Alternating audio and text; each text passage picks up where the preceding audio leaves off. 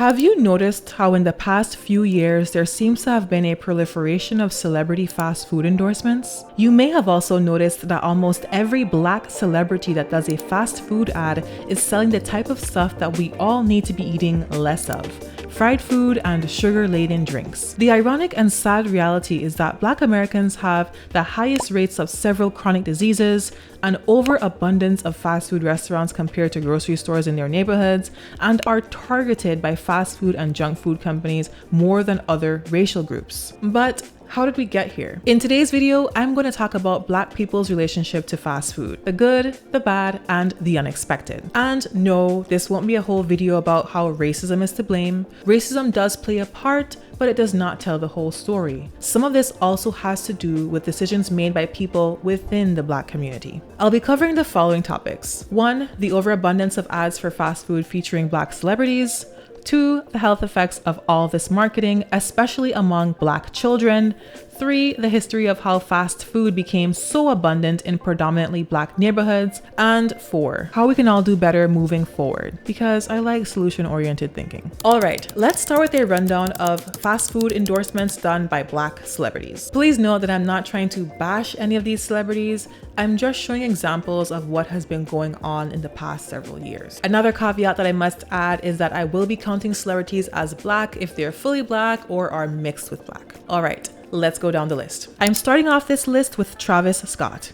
He undoubtedly started this modern wave of celebrity fast food endorsements as the first celebrity since 1992 to promote the Golden Arches. Quick pause. If you know who the celebrity that McDonald's collaborated with in 1992 is, comment down below. I'll give you one hint. He is a former NBA player. In 2020, we got the Travis Scott meal, which consists of a quarter pounder, fries, a Sprite, and barbecue sauce.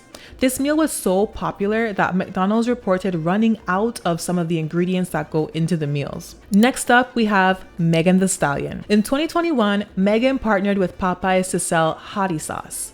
The sauce is made with honey, cider vinegar, and Aleppo pepper, and is meant to be paired with any of the breaded and fried items on Popeyes' menu. Megan also went the extra mile with this collab and became a Popeyes franchise owner herself. Next, we have Sweetie. In 2021, Sweetie collaborated with McDonald's to sell her Sweetie meal, which comes with a Big Mac, nuggets, fries, and a soda. Also in 2021, McDonald's sought out the talented Mariah Carey to help them sell more food over the holidays. Cornell Haynes Jr., who all my fellow 90s babies will know as Nelly, joined forces with Burger King that same year to sell his version of the Keep It Real meal: a Whopper, fries, and a Sprite. After a bit of a pause in celebrity-backed menu items, McDonald's came back in 2023 with the Cardi B and Offset meal. This meal was meant to celebrate Valentine's Day and convince audiences that McDonald's could be a good choice for a romantic outing.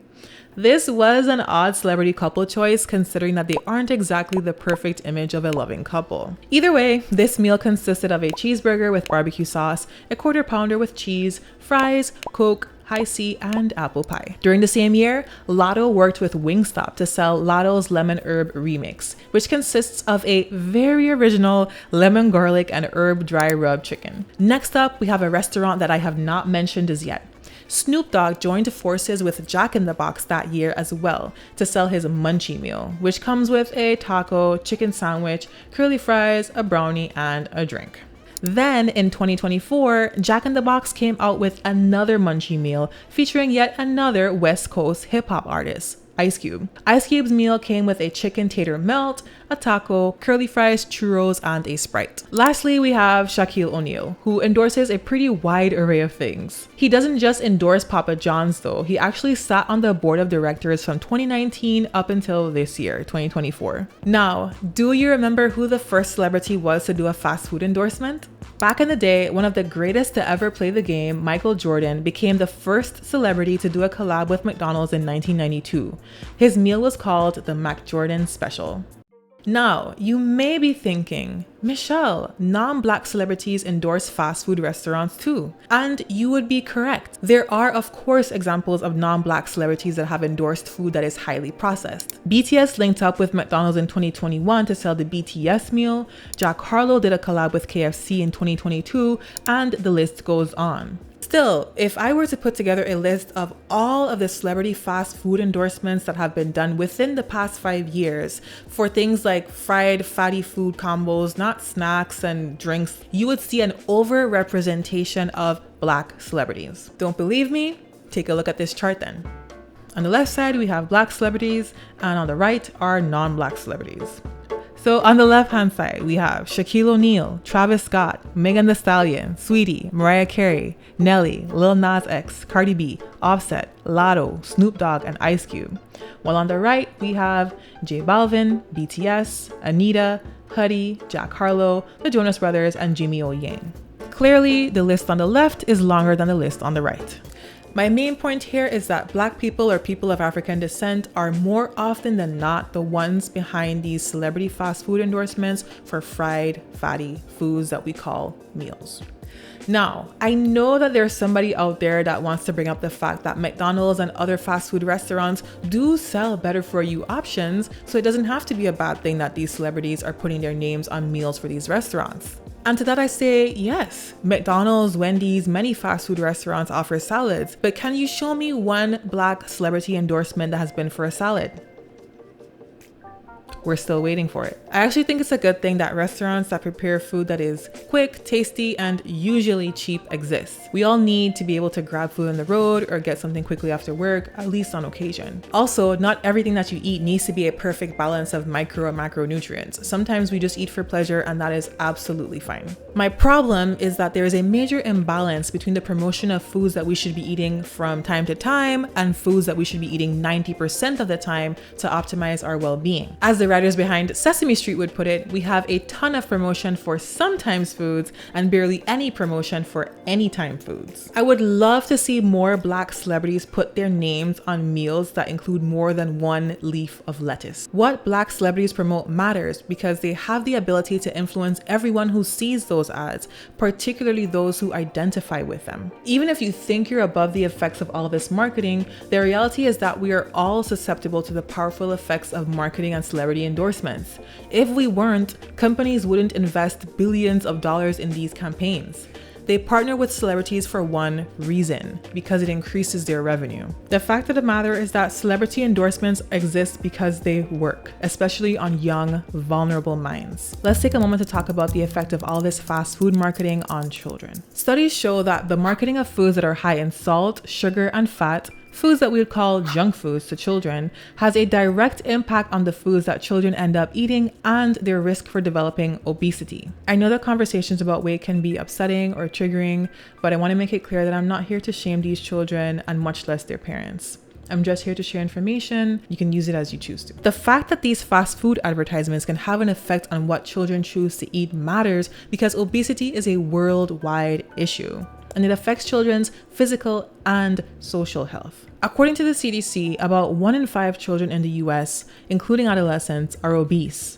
The numbers are especially concerning for Black and Hispanic children. About 25% of Black children and 26% of Hispanic children are obese, while 17% of white and 9% of Asian children are obese. Childhood obesity is most prevalent in economically disadvantaged communities. It also leads to a lot more healthcare spending. It's been estimated that in 2019, $1.3 billion were spent due to obesity in children. What makes the situation even more concerning is that things are getting worse. As you can see in this figure, since the 1960s, the prevalence of obesity has been steadily increasing among young people of all ages. Back then, less than 5% of children had obesity. That percentage has quadrupled or even quintupled if you narrow down the prevalence of obesity by race. Here is another reason why all of this is worth paying attention to. Children with obesity are more likely to become adults with obesity. According to this paper, obese children and adolescents were around 5 times more likely to be obese in adulthood than those who were not obese. Around 55% of obese children go on to be obese in adolescence, and around 80% of obese adolescents will still be obese in adulthood. This does not mean that stopping childhood obesity will end adulthood obesity. Most obese adults were not obese as children, but it does mean that promoting a healthy lifestyle in children will put them on a trajectory towards living a healthier lifestyle once they reach adulthood. If you want a more in-depth analysis of the effects of obesity, check out my video on the fat acceptance movement. When children watch YouTube or scroll on TikTok, they're frequently exposed to advertisements for highly palatable, nutrient-poor foods. According to this publication, kids are 4 times more likely to see ads for junk food than healthier food options. These games may feature movie or TV show characters that children identify with consuming certain foods. What makes them even more insidious is the fact that all of this is occurring in the context of a curated social media experience. We all know by now that when you click on something once, social media platforms will continue to push that thing down your throat each time you open the app. So you can imagine if a child clicks on an ad for junk food once, they're likely to see lots more of that type of ad each time they look at their screens. Remember, social media platforms are designed this way because creators know that this curated experience is effective at keeping us attached to our devices for more time than we otherwise would be, viewing ads and spending money. Multiple studies show that children do eat more high fat, salt, and sugar food when shown advertisements for those types of foods. Kids are also more likely to engage in impulsive eating habits and grow to prefer these foods when they're shown ads for less healthful foods. I opened this video with a focus on Black celebrities and how they tend to put their names behind fast food restaurants. And I want you to keep that in mind as I mention my next point. Most studies on the effect of fast food on children have shown that economically disadvantaged children, who are often Black and brown, see more of these fast food advertisements. They are exposed more to junk food advertising compared to other races. That means that these ads done by Black celebrities for fast food companies are being aimed more often than not at Black children. Now, it could be said that fast food companies target this demographic because they know that Black communities buy more fast food than white communities. However, Dr. Shiriki Kumanyika of the University of Pennsylvania countered this argument excellently when she said, "More likely, racialized marketing of unhealthy products reflects a flawed business model in which leveraging the demographics of social disadvantage to maximize profits from unhealthy foods and beverages is acceptable." The proliferation and the use of Black celebrities to promote fast food is tantamount to taking advantage of a community that is already at a financial disadvantage,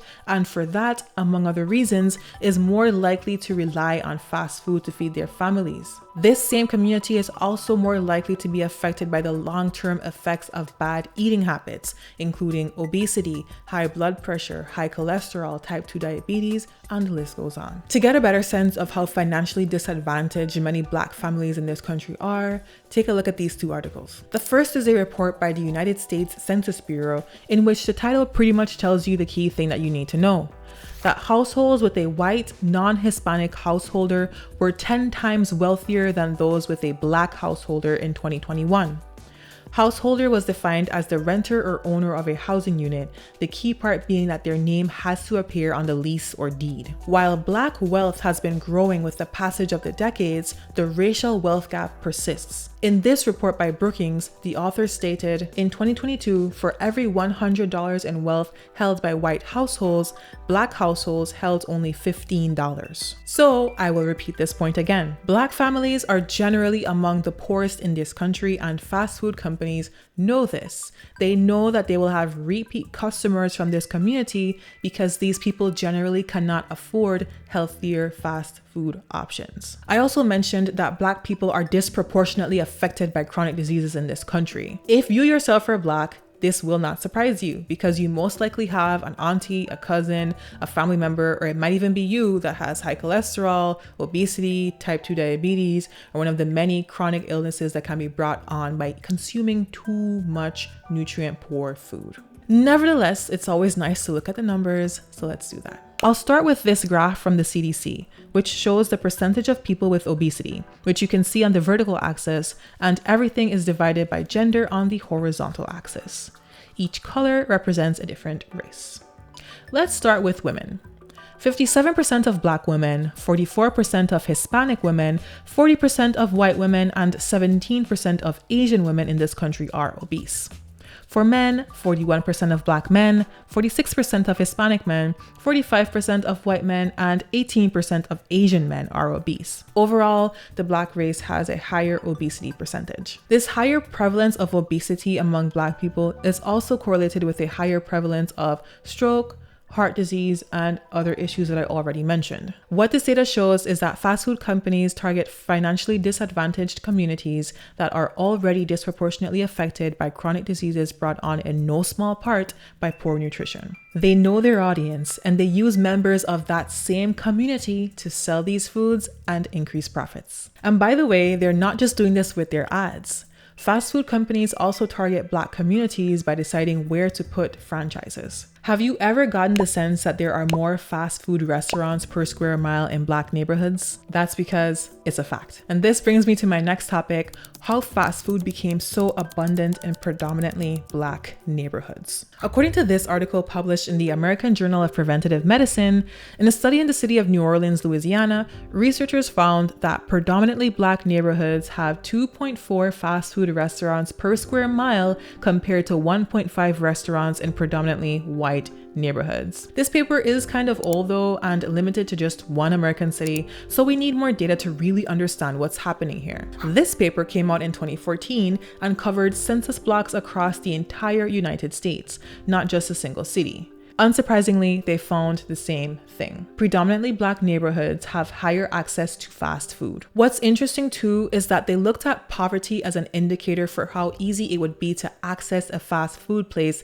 in a given census block, and they found that poverty alone could not predict how easy it would be to get to a fast food place in a given neighborhood. However, when poverty and the Black race factors were combined, it became very easy, very likely for you to find a fast food place in that census block. In other words, this data shows us that fast food companies are not simply targeting poor people, but rather they're targeting poor Black people. But the story didn't start here. To really understand how we ended up with so many fast food restaurants in Black communities, we'll have to travel back in time. Now, you're gonna hear me talk a lot about McDonald's in this section, and that's just because they're one of the most profitable fast food restaurants out there, and a lot of literature has been published on them, as well as documentaries. They are not the only restaurant that sells fried food, but they have the unfortunate luck of being the archetype. Now, for a little history. Richard and Maurice McDonald founded McDonald's in 1940 in San Bernardino, California. In 1961, they were bought out by businessman Ray Kroc, who is credited with catapulting McDonald's into the global seat of power that it holds today. Now let's step into the 1960s. After Martin Luther King Jr. had his life taken from him in 1968, there was a push from the government for Black communities to heal through entrepreneurship. That same year, an African-American man named Herman Petty became the first Black person to franchise a McDonald's. It is no coincidence that this happened in the wake of the Civil Rights Movement. After over a decade of social unrest in the Black community, and all of America really, the United States government was keen on finding ways to quell the concerns of its African American citizens. It was meant to be a win-win situation for all involved. McDonald's would expand its market into Black communities and thereby increase their revenue, and more Black people would have a shot at self-determination via entrepreneurship. The problem though is that instead of funding places that sell fresh fruits and vegetables at affordable prices, people just ended up putting more dollars behind burgers and fries. Side note, you may have heard places like these described as food deserts, but these communities can be more accurately described as food swamps. Basically, a food desert lacks fresh food options, whereas a food swamp also lacks fresh food options, but on top of that also has a high ratio of fast food to healthy food. Now, it's important to note that before MLK died, McDonald's was not as Black as it is now. Like many other service establishments in 1960s America, McDonald's used to be segregated. Do you remember that iconic photo of people at a counter being harassed by an angry mob as they sit there in peaceful protests? In the 1960s, McDonald's were sites where protests similar to these happened. Back in the day, it was not common for McDonald's to have a seating area for people to dine in. They were typically designed as drive-ins where people could order and eat from the comfort of their vehicles. Restaurants like McDonald's would still discriminate against Black customers by either flat out refusing service to them, only serving them after a Caucasian customer had been served, or making them wait at a separate window. Protesters would stand in line, peacefully waiting their turn to order their meals while the cashiers shouted over their heads to get the orders of Caucasian customers first. McDonald's was not the only establishment to do these awful things, but I find it a bit jarring to reflect on how a company that now profits so greatly off of the Black community used to once shun that same community. During the 1970s, as the white suburbs of America became filled with fast food places, to the extent that some cities opted to put in place ordinances to ban or limit fast food locations, McDonald's took the logical step of marketing to communities that had not been saturated by their presence. In the 1990s, McDonald's marketed itself to Black people not just as a place where they could get a tasty meal, but also as a place where young Black men could make some money and become better citizens. You may remember those commercials about a young boy named Calvin getting a job at McDonald's and becoming a more disciplined and respectful member of society because of it. Eventually, Calvin moves up the ladder to become a manager, making his mother and everyone else in his neighborhood proud. Fast forward to the present day, and the National Black McDonald's Operators Association is the self-proclaimed largest organization of established African-American entrepreneurs in the world. Like I said in the beginning, racism is not the only reason why there are so many fast food restaurants in Black communities. Members of those communities also played a role. You may have asked yourself at some point, why did these Black business owners choose to open fast food restaurants instead of restaurants that sell healthy things or grocery stores? The main reason is money, obviously, but there are a couple of other reasons as well. According to Dr. Drew, the profit margin for fast food can reach up to 6%, whereas the profit margin for grocery stores is far lower at just 1%. Another factor is space. Grocery stores require larger buildings than fast food places do. In densely populated urban areas, space is a hot commodity, so it's simpler to choose a business that requires less square footage to operate. The last reason is obvious. By opening a franchise, you have a lot of the legwork that is required for owning and operating a business already done for you. Few companies have the brand recognition that McDonald's has, and while owning a franchise still comes with some risk, you at least know that your customers are already familiar with your product, they know that they like it, and they're very likely to come back. I think that this government initiative to invest in the Black community by promoting small business was a good thing. It could have been a good thing, but it's an example of a well-intentioned initiative that has had a lot of negative consequences. Furthermore, it's hard to say that the issues at hand at that time were really addressed by this government initiative. At that time, people were in the streets protesting against inequality and structural racism. It may have been better for the government to put dollars towards improving education from pre-K onwards, as education is one investment that has been well established as a way to increase people's lifetime earnings and improve their lives in uncountable ways. Having restaurants in Black communities is important, as is having Black business people. But the sad reality is that all these fast food restaurants in Black communities are contributing to all the heart disease, diabetes, and other chronic diseases that we see in these communities. You could even compare these Black franchise owners to Trojan horses that are coming into the communities and destroying them, one diabetic neuropathy leg amputation at a time. These Black franchise owners are really no different than Travis Scott. They're just doing what he did on a smaller scale, serving as a conduit via which McDonald's extends its reach into the Black community. They make profit along the way, certainly more than the minimum wage workers slinging fries on their behalf, but in the end, it's the McDonald's corporation that's really making the big profits. And here's the kicker. Despite making millions of dollars for McDonald's, Black franchise owners have reported on multiple occasions that they continue to face racism in the company, which has resulted in many lawsuits. Let's go down the line. In February of 2021, McDonald's franchisees left their offices and took to the streets to protest outside the McDonald's headquarters in Chicago, Illinois. At the root of this protest was the allegation that McDonald's had been using discriminatory tactics against Black franchise owners for decades with no accountability. Herbert Washington, a successful McDonald's franchise owner who first got into the business in the 1980s and owned over 24 restaurants at one point in his career, filed a lawsuit that same month against McDonald's. He claimed that McDonald's unfairly raises operating costs for Black franchise owners by forcing them to operate in low-income communities, which in turn makes it necessary for them to pay more for insurance and security, deal with higher employee turnover, and make hundreds of thousands of dollars less than their counterparts operating in predominantly white suburbs. According to Mr. Washington, when he tried to acquire McDonald's franchises in more affluent, predominantly white communities, he was prevented from doing so. McDonald's basically blamed him for the lack of growth of his franchises and deemed him ineligible for growth, which basically means that he cannot purchase any more McDonald's franchises, and neither can his son who worked for him. Let's watch a clip of Herb Washington himself explaining what he went through as a McDonald's franchisee for 40 years. I bet you didn't know that most Black owners leave the system broke. You heard me. Most Black owners leave here with very little money because of the two-tier system. If you're wondering why or how I became the #1 Black McDonald owner in face of the relentless racism, I will tell you, it took every ounce of me to succeed against this incredible and unfair odds that McDonald's forced on me. How did I succeed? Because of my upbringing in Flint, Michigan. Knowing that I had to fight for everything. Just to know that fight was going to last for a lifetime. No matter how good you are. It ain't good enough if your skin looks like mine. From the beginning, I was not allowed to buy white stores or stores in white neighborhoods. Instead, I was redlined to lower performing restaurants, stores that white owners didn't want.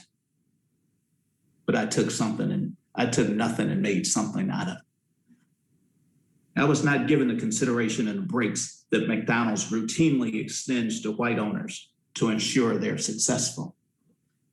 And when I spoke up and objected to this treatment and the treatment of all Black franchisees, McDonald's merely told me, shut up, go back to the grill and flip hamburgers and work harder. Prior to this, in January of 2020, Vicky Guster-Hines and Dominica Neal, two former Black McDonald's executives, filed a lawsuit against McDonald's, claiming that McDonald's would only allow Black people to get so high up the administrative ladder by forcing out both Black franchisees and Black leaders in the company. The women reported that the number of Black senior executives at McDonald's shrunk from 38 in 2014 to just 7 in 2019. Then, in September 2020, over 50 Black former franchisees filed a federal suit citing similar issues to the ones in the aforementioned cases. Some of the things that they mentioned are that McDonald's violated federal civil rights by excluding Black franchisees from the same growth opportunities found at safer, higher volume, lower cost stores offered to whites, retaliating against Black franchisees for rejecting strong arm offers to continue operations in crime-ridden neighborhoods, and denying Black franchisees meaningful assistance during financial hardships, while white franchisees were routinely given such support. And the lawsuits don't end there. Current Black franchisees filed a separate federal class action lawsuit in October of 2020. James and Darrell Bird, franchise owners in Memphis, Tennessee, filed a class action lawsuit against McDonald's in December 2020, making the same claims as Mr. Washington. Back in 2019, former chairman of the NBMOA, Larry Triplett, made the following statement. Despite sales growth, Black franchisees collectively earn lower profits than non-Black McDonald's franchisees due to ongoing systemic and historical inequalities within the McDonald's Corporation. This Bloomberg article summed up the issue best. In all but one region, Black owners had fewer stores than the average owner, as well as the lowest volumes, cash flow, and profits, while carrying the highest debt and paying the highest percentage of gross sales in rent. McDonald's has denied all of the aforementioned claims. However, back in 1996, they did admit to doing something that several of the plaintiffs of these recent lawsuits have accused them of doing: redlining franchisees. Just in case you're not familiar with the term, redlining is, according to Wikipedia, a discriminatory practice in which financial services are withheld from neighborhoods that have significant numbers of racial and ethnic minorities. Redlining has been most prominent in the United States and has mostly been directed against African Americans. The most common examples involve denial of credit and insurance, denial of healthcare, and the development of food deserts in minority neighborhoods. The redlining of franchises would basically mean that franchisees were limited to opening restaurants only in certain locations at the discretion of McDonald's. For many Black franchisees, this meant that they were limited to operating only in what we would informally call the hood. So back to McDonald's admission of redlining. In 1996, the executive vice president of McDonald's at the time, Thomas S. Dentis, wrote that for business reasons we thought valid at the time, the company has placed many Black franchisees in restaurants that have not allowed them to achieve the same level of economic success as their peers. He also made a promise to create and implement a strategy designed to achieve parity for African American franchisees. It seems that a significant number of Black franchisees are still waiting for this promise to be fulfilled. Now, I want to end this video on a more positive note by talking about what I think we can do moving forward to improve the current situation. I will start with some questions that I think are worth reflecting on. The first question is mainly directed at people who have the desire to be entrepreneurs or are already entrepreneurs. When you open a business in your community,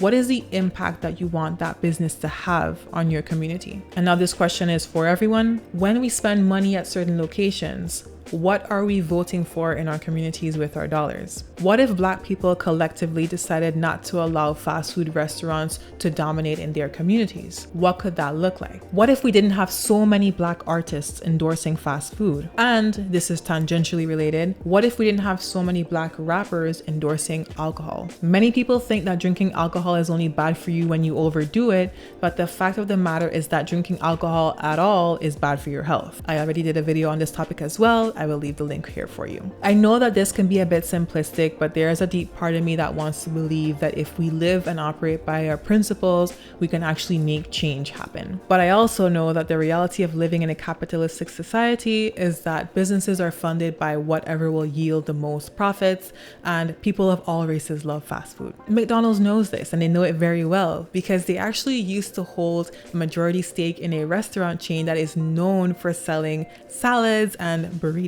Can you guess which restaurant this is? It's Chipotle. McDonald's maintained its status as a majority stakeholder in Chipotle up until 2006, at which time they opted to fully divest from the company. McDonald's basically had ownership over Chipotle, and instead of spending more money on this restaurant chain and using it to promote this type of healthy food in the Black community using Black celebrity endorsers, they decided to divest and spend more money selling burgers and fries. Because at the end of the day, money talks. Chipotle makes a lot of money, but compared to McDonald's, they don't make that much money. Chipotle brought in almost $10 billion in revenue in 2023, which is impressive, but still far less than the over $25 billion in revenue that McDonald's did over the same time period. There's so much money to be made selling French fries and McFlurries that they really didn't need to keep investing in selling Chipotle bowls. Still, principles. I have no idea who or how many people this video will reach, but I will challenge Black celebrities to be more intentional about partnering with brands that promote health and well-being. The same goes for Black investors and entrepreneurs. Shout out to Megan Thee Stallion for partnering with Planet Fitness.